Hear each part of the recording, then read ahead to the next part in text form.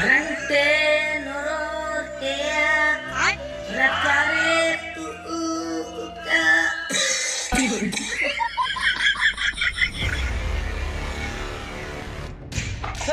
सर बस एक और मौका दीजिए सर।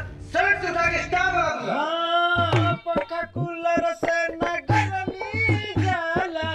सारा में बाप हमारा सही झुलाला।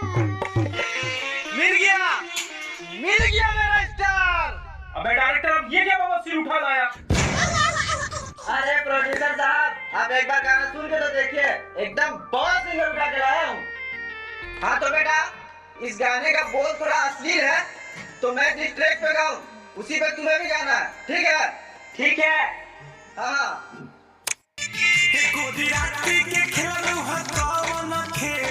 अभिले महके करुआ